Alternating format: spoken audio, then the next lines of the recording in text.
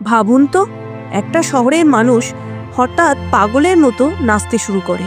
দিন রাত কেউ থামছে না, কেউ ক্লান্ত হয়ে মাটিতে পড়ে যাচ্ছে, এমনকি কেউ কেউ নাচতে নাচতে মারা যাচ্ছে। না, এটি কোনো সিনেমার গল্প নয়, এটি সত্যিই ঘটেছিল 1518 সালে ফ্রান্সের স্ট্রাসবুর্গ শহরে। ইতিহাসে এটি পরিচিত ডান্সিং প্লেগ অফ 1518 বা নাচের মহামারী নামে। চলুন সেটাই আজ আমরা শুরু থেকে জেনে নিই। ঘটনাটি শুরু হয় 1518 সালে জুলাই মাসে। ফ্রাউ টোফেয়া নামে এক নারী হঠাৎ রাস্তার মাঝখানে দাঁড়িয়ে নাচতে শুরু করলেন। লোকেরা কৌতূহলী হয়ে চারপাশে জড়ো হলো। কেউ জানে না কি হয়েছে।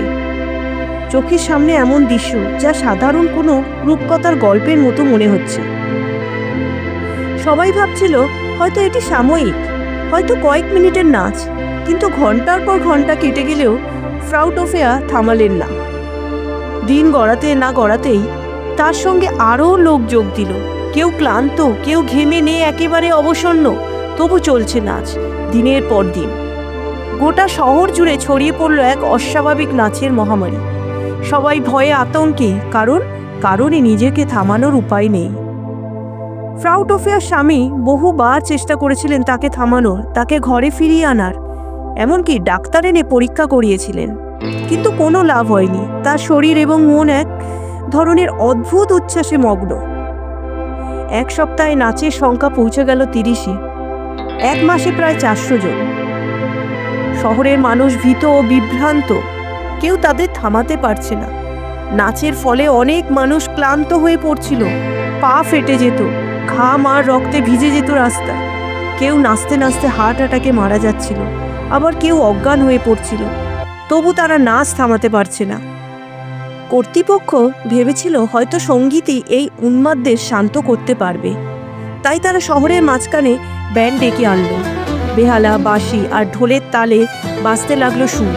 কিন্তু আশ্চর্যজনকভাবে সঙ্গীত থামানোর বদলে যেন আগুনে ঘি ঢেলে দিল।